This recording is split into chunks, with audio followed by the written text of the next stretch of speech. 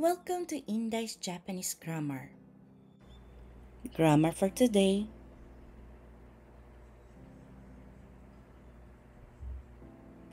Level N3. Hi! Ang next po natin na grammar is wari ni wa. Toshi no wari ni wa. Hi! Pag sinabi pong toshi no wari ni wa, ang conjugation po natin is verb, adjective. Pag sinabi pong adjective lang, ibig po sabihin, maaari pong gamitin dyan yung adjective na i at na-adjective po. Parehas po. Ano po? Hi. Pag sinabi ko pong na-adjective, ibig po sabihin, na-adjective lang po yung tinutukoy niya. Pag nakasulat po, naka-indicate na i-adjective lang po yung tinutukoy niya po. Ano po? Pero dito, adjective lang po yung nakasulat. So, both of i and na-adjective po ang ibig po sabihin po. Ano po?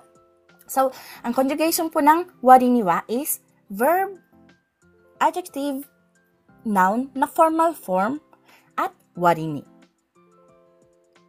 At noun drop da no wari ni. Na adjective drop down da na wari ni. Hay. Or maaari pong maging wari ni wa. Pag sinabi pong wari ni, sa Tagalog po is kahit na bla bla bla. O kaya naman sa kabila ng bla bla bla. Ngayon, pag linagyan po ng wa, magkakaroon po ng ay. Kahit na blanco ay, sa kabila ng blanco ay, yun po ang meaning po ng wa. Ano po? Nilagyan po siya ng ay. Hi! So, ang explanation po sa wari ni wa, ang salita pong ito ay ginagamit kapag may pinagbabasihan at inaasahan na mangyayaring kondisyon, subalit iba ang nangyaring resulta. For example, pag sinabi pong ureta wari ni wa, Christina-san,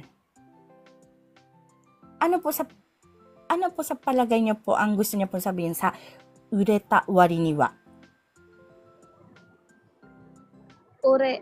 Yan po yung sell, di ba, sensei? Apo, sell, pero past tense po siya. Okay. So,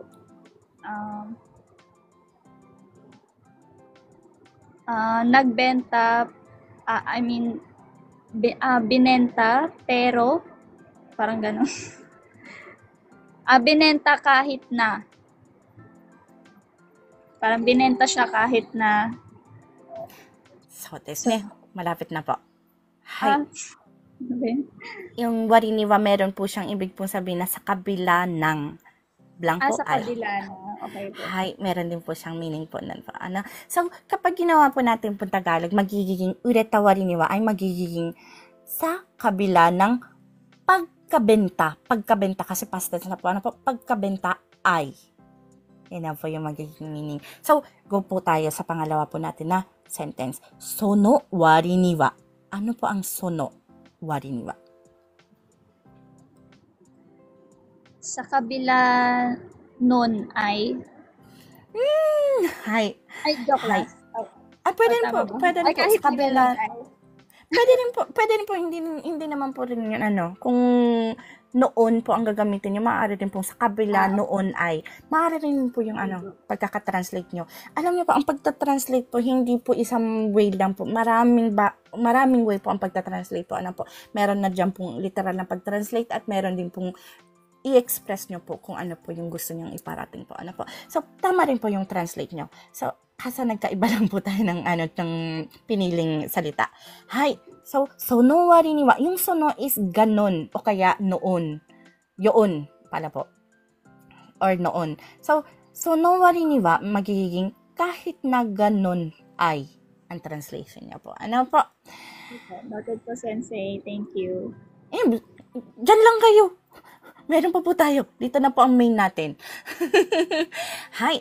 So, meron po tayong example sentence or phrase po dito. Ano po?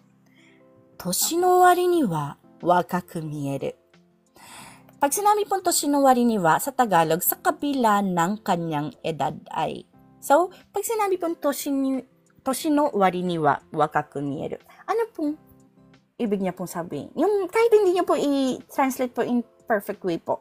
Basta po, importante po dito, naintindihan po natin yung nakasulat. Sa kabila ng kanyang edad ay mukha pa rin siyang bata. Ooh! Galing! Mukha pa rin siyang bata.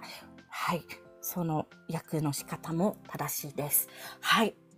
So, pagmasdan po natin ang mga salita po nandito. Toshi means edad. No, kanyang. Kumaga toshi no, yung edad niya po yung pinag-uusapan. So, understood na pong kanyang edad po. Ano po? Wari ni wa, sa kabila ng ay. Kaya, toshi no wari ni wa magiging sa kabila ng kanyang edad ay, wakaku means batang, mieru, tignan. Kaso, pag sinulat pong wala po yung mukha pa rin siyang, kumbaga batang tingnan, sa kabila ng kanyang edad ay batang tingnan. Hay. Pwede rin po, sa kabila ng kanyang edad ay siya ay bata pa rin siyang tingnan. Pwede rin pong ganun. Pero, dito po, ginawa ko na lang po siyang sa kabila ng kanyang edad ay mukha pa rin siyang batang tingnan.